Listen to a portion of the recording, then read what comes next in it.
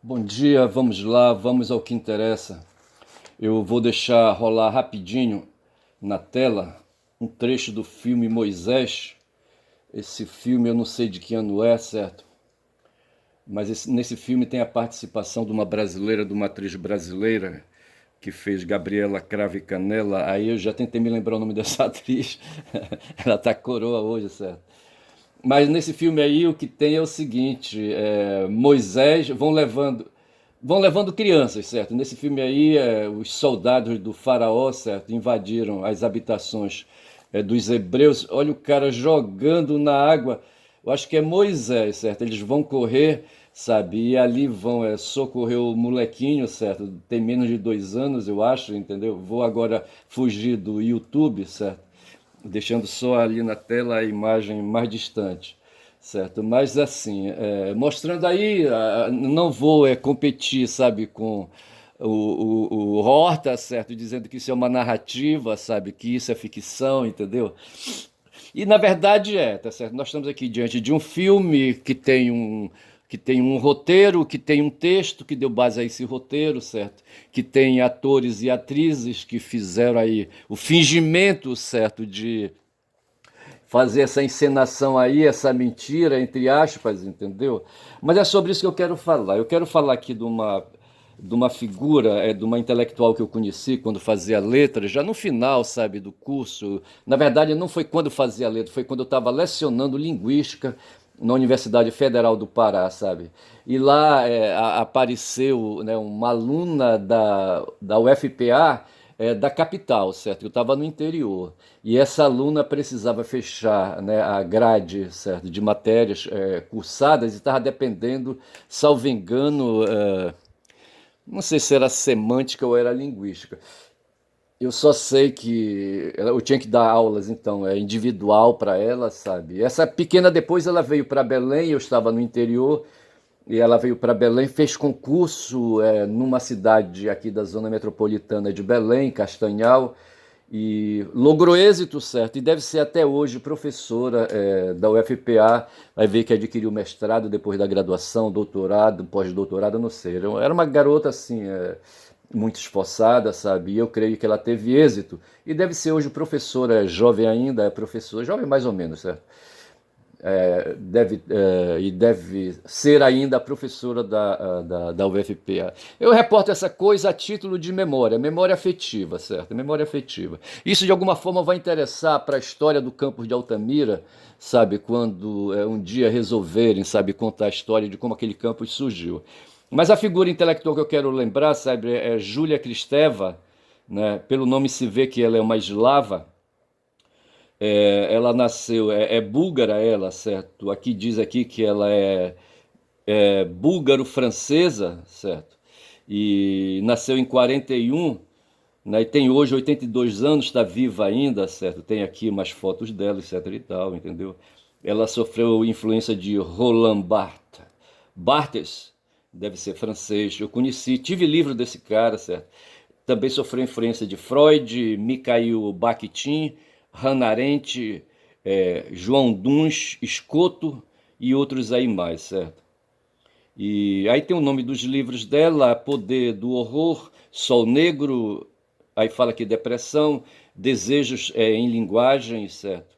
E Revolution em Poética, Strangers, e aqui eu não sei o que é a continuação. Sim, Strangers to Ourselves, Estranhos para Nós Mesmos. História de Amor, um livro de 87, Black Sun é um livro de 89 e por aí vai. O que eu quero falar, comentar sobre Júlia Kristeva é que ela, o pessoal fala Kristeva, certo? É que ela, deixa eu ver se eu abro aqui outro celular. 1, 2, 3, 4, 5, 6, 7, 8, 9, 10. Abriu agora. A Júlia Kristeva, né, teve toda essa bagagem intelectual aí, sabe? Enveredou por diversos caminhos, inclusive a psicanálise, entendeu? E linguística. E dela eu anotei, se a memória não me trai, anotei uns pontos quando eu estava tentando falar dos caminhos que a linguagem, o conhecimento da linguagem percorreu. né, para chegar até a linguística, sabe, e semântica, chegar até Saussure, depois chegar a Chomsky, sabe, e chegar aos funcionalistas estadunidenses, entendeu? A linguagem teve um longo percurso, tá certo? E num certo momento ela havia uma disputa entre fisicistas e mentalistas. Eu não sei dizer exatamente em que momento isso aconteceu, mas eu creio que tenha sido logo lá, sabe, na Idade Antiga, eu creio que seja isso. Os fisicistas foram os primeiros filósofos, tá certo, que se ocuparam das coisas, res, em latim, certo, physis em grego, certo, e eu acho que fisicista vem do grego, tá certo, e fisicista, physis, em grego corresponde ao res, em latim, as coisas. Então as coisas ao redor, tá certo, que naquele momento da Grécia Antiga, vai ver que 6 séculos antes de Cristo, entendeu, com os pré-socráticos, ou um pouquinho mais antes, certo? Entendeu? O século oitavo antes de Cristo, talvez, já havia aquela preocupação de a mente, o logo estava estabelecido, a razão, sabe, começava a descortinar. E havia então um pensamento sobre as coisas, certo? Já não se confundiam os homens mais com as coisas, eles se separavam, certo, das coisas e começavam a pensar as coisas para depois pensar em si mesmos. E quando começam a pensar em si mesmos, pensam na mente, tá certo? Aí nós estamos já falando de Platão, de Sócrates. Sócrates foi professor de Platão, que foi professor de Aristóteles, e Sócrates começou a pensar essas coisas, né? Mas antes dele, os pré-socráticos prepararam o terreno, pensando também, sabe, em muitas coisas aí, descolando, né, o sujeito, né, o pensador, né, o conhecedor, o filósofo do mundo ao redor. Tá certo? Então, assim, nós evoluímos dessa maneira, aos trancos e barrancos, foi uma parada muito difícil, certo? Eu lembro, outro dia eu comentei sobre McLuhan, certo? Na verdade é Marshall McLuhan, Herbert Marshall McLuhan, certo? Eu falei dele lembrando, né, que ele, num certo momento ele aparece na minha visão intelectual, nas minhas anotações intelectuais, certo? Como uma pessoa falando que o mundo era uma aldeia, certo? A aldeia global, certo? E lembro disso, entendeu? Para dizer das conquistas da tecnologia, certo? Eu falei outro dia e falei McLuhan e estou agora dizendo que o nome dele é Herbert Marshall McLuhan e realmente ele é canadense, certo? Ele, ele já é falecido, ele faleceu em 80. O curso de letras eu comecei a fazer em 75, certo? E terminei em 79. Então, ainda peguei McLuhan vivo, certo? Só que ele estava lá para as bandas do Canadá e eu estava em Manaus, no estado do Amazonas, tá certo? Mas eu vou aproveitar, já que eu falei do McLuhan, vou falar do Pink Floyd, quando eu falei do Roger Waters, que está tendo a maior dificuldade, certo? Ele não teve tempo de ir à Argentina, virar alguns votos lá, certo? Porque não deram hotel para ele residir, para ele se hospedar. E o Uruguai também não deu, certo? Lá os Colorados, a terra dos Colorados lá, certo? Não deu hospedagem para ele. Ele tentou, salvo engano, ir para a Colômbia, foi para a Colômbia de Petros, eu acho que não sei se foi Equador, sei que lá também ele não conseguiu, enfim, frustraram o Roger Waters, e eu queria falar da banda dele, da banda que ele fundou, tá certo, é o Pink Floyd, e não conseguia lembrar Pink Floyd. E falei quando falava de Jesus, dizendo que Jesus tinha sido árabe, na verdade ele era palestino, certo? Nasceu ali na Palestina, né, ali, né, ali onde talvez é hoje a Cisjordânia, talvez o território da Cisjordânia, ou seja, território de Israel, não lembro bem. Eu sei que foi na cidade de Nazaré, não sei se Nazaré está dentro do território dos israelenses ou dentro da Cisjordânia, é uma coisa de verificar. E na ocasião eu afirmei que Jesus era árabe, certo? E na verdade, né, eu deveria ter falado judeu, certo? E disse que era árabe, então eu faço aqui a correção. Árabes são árabes, judeus são judeus, Jesus era judeu, certo? Ambos, árabes e judeus, são palestinos, certo? E são semitas, tá certo? E são ali, sabe, ali da terra dos cananeus. Se bem que os judeus, se podemos dizer que os árabes são cananeus, certo? Mesmo não podemos dizer dos judeus, e talvez possamos, tá certo? Talvez possamos, porque os judeus eles se movimentavam muito, saíam daqui, iam para lá, eles saíam, eles estavam ali naquela região, sabe? E foram para lá, para a banda da Babilônia, sabe? Lá ficaram prisioneiros, depois saíram, aí foram para o Egito, lá ficaram prisioneiros de novo. Aí é quando entra aí Moisés na parada, e aí a história do filme na tela, certo?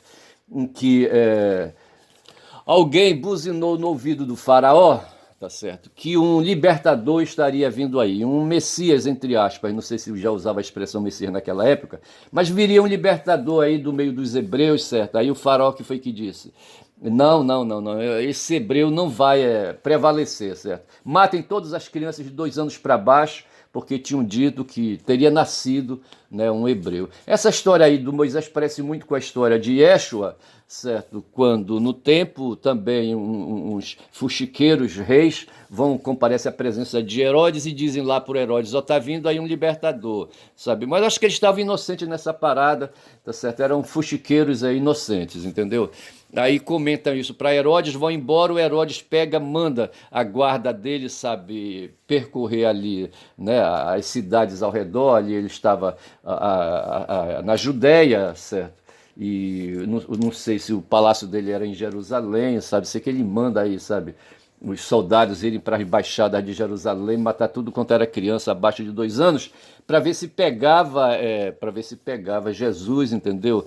E assim, sabe? Aí Maria com o marido dela, José, tiveram que sair correndo lá para o Egito, certo? Sair correndo para o Egito para escapar da espada dos soldados do faraó. E é uma história, então, muito parecida com essa de Moisés, tá certo? Mas de Moisés, o que eu quero pegar é a arte dele, sabe? A arte que ele teve de praticar milagres, sabe? De transformar um bastão que ele tinha em serpente, sabe? De contar com pragas que aconteceram no Egito, tipo a praga das rãs que invadiram, certo? A cidade lá, a capital do Egito, que eu não vou lembrar agora, tá certo? O palácio do faraó, inclusive, sabe?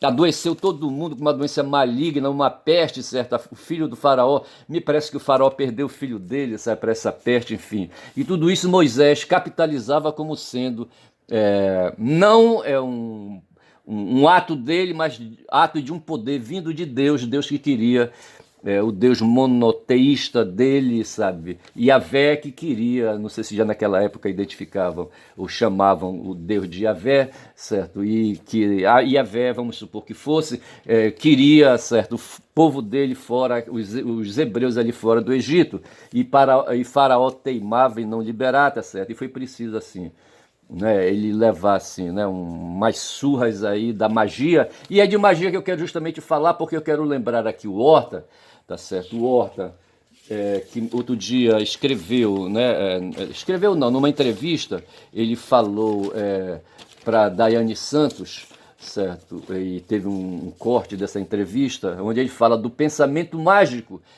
que assaltou, sabe, a humanidade. Não sei se ele falou o tempo todo, se chega até agora, mas eu creio que sim, eu creio que ele pensa que o pensamento mágico ainda está presente em nós, sabe? Inclusive em Milley que assumiu um papel o mesmo papel que assumiu Zelensky, de um humorista, certo? E por acaso Milley é casado com uma humorista, tá certo? E os dois assumiram esse papel, sabe, que não é deles, sabe, que não é para qualquer um, sabe, fazer em público, né, assumir a personagem como se fosse aqueles gregos antigos naqueles locais de teatro em praça pública, entendeu? Desenvolvendo ali teatro e assumindo personagens. Personagens eram as máscaras que ele usava para colocar no rosto para fazer ali, né, o teatro, certo? E Milley usa uma máscara, sabe, uma encenação, fez toda uma encenação, e com os meios mágicos de mídia, meios mágicos de cibernética, certo? Conseguiu ganhar voto, penetrar na cabeças, sabe, de argentinos que deixaram a mágica entrar, tá certo? E lá no sistema de cada um voto, certo? Cada um deu um voto, né? E assim elegeram Milley, né? E não quiseram Massa, sabe, aí para presidente dos argentinos. Mas eu quero dizer que a mágica prevaleceu. A mágica sempre prevaleceu, desde a pré-história, tá certo, até os tempos atuais, e está aí. E Milley, para mim, é a última palavra dessa manifestação da mágica, do pensamento mágico entre os humanos, tá certo? Que não conseguiu se liberar disso, tá certo? Lá na Argentina teve o Atílio Boron, que escreveu um livro contra Vargas Llosa, intitulado Feiticeiro da Tribo, onde ele diz que Vargas Llosa é um sacerdote, é um feiticeiro da tribo dos neoliberais, tá certo? Da tribo de extrema direita, tá certo? E que ganharam ganharam a presidência da Argentina lá. E o Boron fala de feiticeiro da tribo e combina com o que o Massa falou, expressou, o pensamento mágico e o surgimento de Israel, tá certo? Que é a mesma coisa, né? A Bíblia, ele diz é o fornecedor, contém as narrativas que encerram o pensamento mágico, e pensamento mágico é o pensamento da ficção. Quando eu falava de Kristeva no começo, né, falando dos fisicistas e dos mentalistas, né, Kristeva vai falar da linguagem, né, mas vai falar da linguagem querendo perseguir a evolução da linguagem para se tornar ciência, certo? Mas com certeza a linguagem, num certo ponto, foi pensamento mágico, né? Teve um faraó egípcio chamado Akenaton, certo? Que um dia ele se insurgiu, né, contra os deuses egípcios e quis instituir, né, por decreto dele, sabe, uma religião em que tivesse apenas um Deus, certo? E colocou os sacerdotes, os feiticeiros da tribo, certo? Os produtores de mágica, os mágicos, colocou os mágicos para correr, tá certo? Os sacerdotes. Sacerdotes que eram alimentados, tinham no orçamento, né, do rei, certo? Uma grana gorda, sabe? Que era, né, garantida para eles se alimentarem em seus palácios, tá certo? Os sacerdotes deveriam, o sacerdote maior devia ter, sabe? Um palácio onde ele ficava com os sacerdotes menores, tá certo? E dali garantiam os serviços que os faraós de turno serviam, tá certo? E usavam, né? E então, assim, encurtando, indo e vindo, tá certo? A realidade, quando cai aqui já nos nossos tempos, no século XIX, século XX, tá certo? Quando vamos encontrar ali, né, de forma definida, tá certo? Filósofos propriamente ditos, filósofos rigorosos do tipo do Martin Heidegger, né, quando ele fala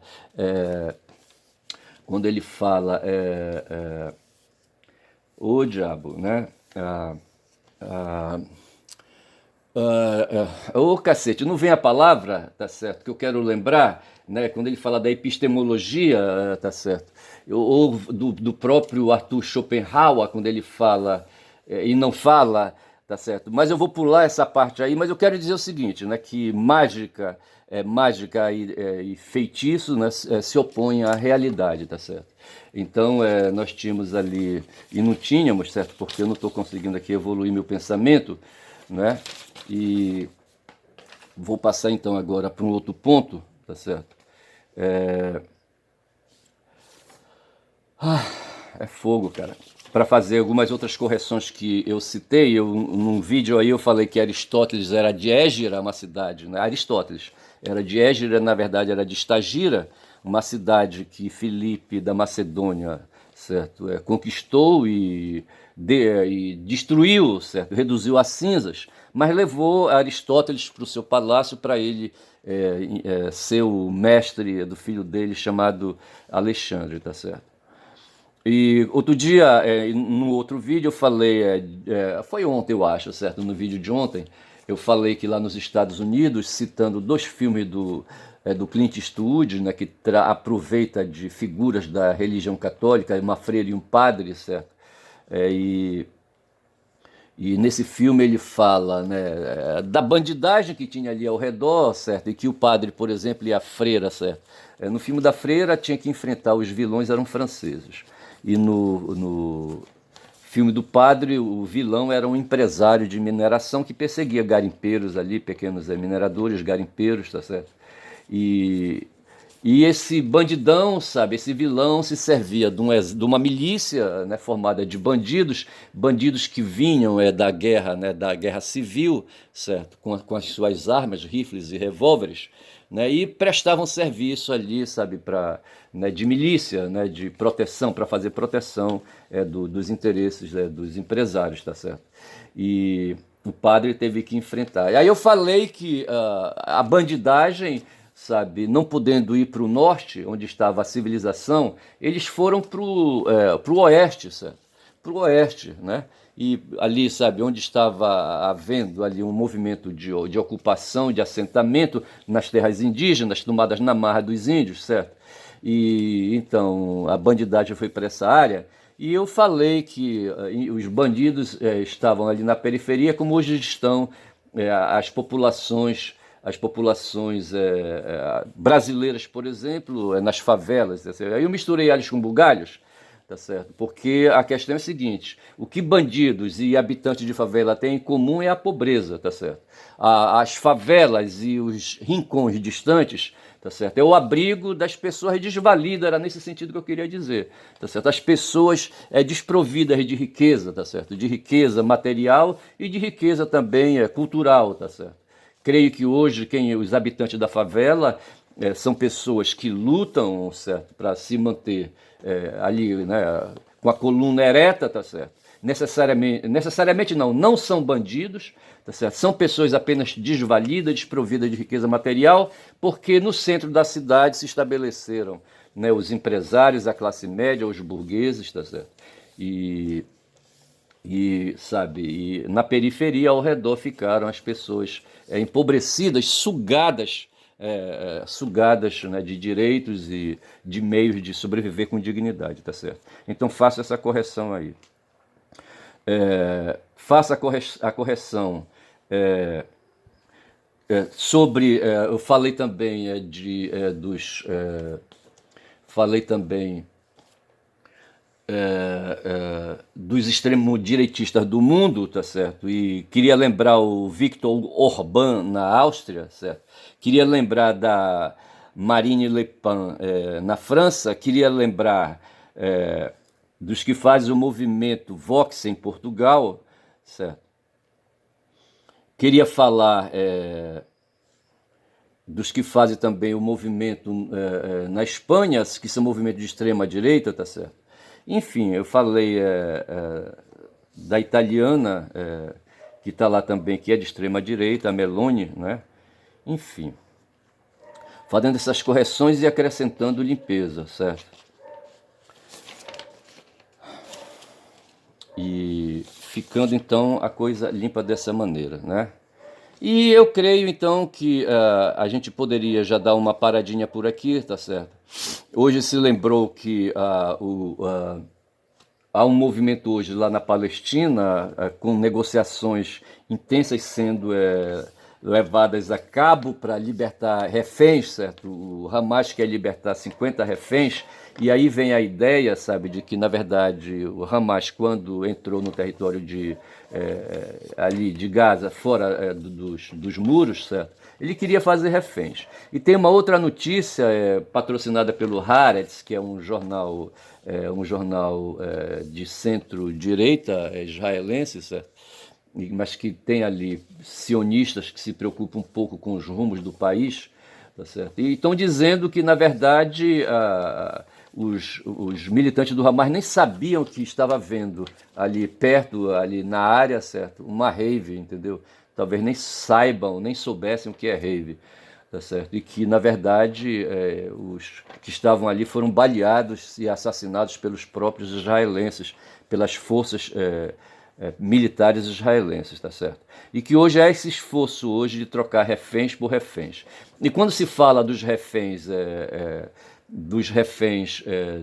do Hamas, tá certo? Se fala naquelas pessoas que foram capturadas naquele dia 7 de outubro, tá certo? E os reféns palestinos. Os reféns palestinos são centenas, talvez, mais de 1 milhar de pessoas que estão em prisões israelenses, certo? Inclusive crianças, tá certo? Eu imagino aqui, sabe, Davi querendo arremessar uma funda, uma pedra com a funda na cabeça de Golias, tá certo? E sendo prisioneiro porque ele queria atingir Golias com uma pedrada, tá certo? Como aconteceu outro dia, um vídeo foi mostrado, um garoto saltando, ele era autista inclusive, saltando de um barranco de frente a um posto de guarda de soldados israelenses, certo? E ele atirando pedra, ele atirou uma, mas não atirou a segunda porque ele foi abatido com um tiro mortal, certo? E centenas de meninos, sabe, estão hoje prisioneiros sendo reeducados em prisões israelenses porque resolveram xingar, resolveram atirar pedras, tá certo? E estão hoje prisioneiros. Como há também notícias de que prisioneiros estão e são reféns sem processo, que eles chamam lá de prisioneiros administrativos, puxando cana administrativa, quer dizer, cana sem processo, né, formado, estão intelectuais, professores, quem sabe advogados, pessoas ali recolhidas porque resolveram, sabe, manifestar opinião a respeito das condições e a respeito ali, fazer crítica ao governo, tá certo? E lembrando que nos campos de concentrações, dezenas, centenas, sabe, não sei se milhares de intelectuais, talvez milhares não, mas centenas, as centenas aí, sabe, mais de 1000 talvez, de intelectuais, de políticos, né, filiados aos partidos comunistas, aos partidos de centro, aos partidos de centro-esquerda, aquela coisa toda, foram levados para campos de concentrações, para trabalhos forçados, e depois ali foram assassinados por Hitler, tá certo? Então hoje se fala de troca de reféns, e os reféns seriam isso, trocar reféns do 7 de outubro por reféns que estão prisioneiros em prisões israelenses, tá certo?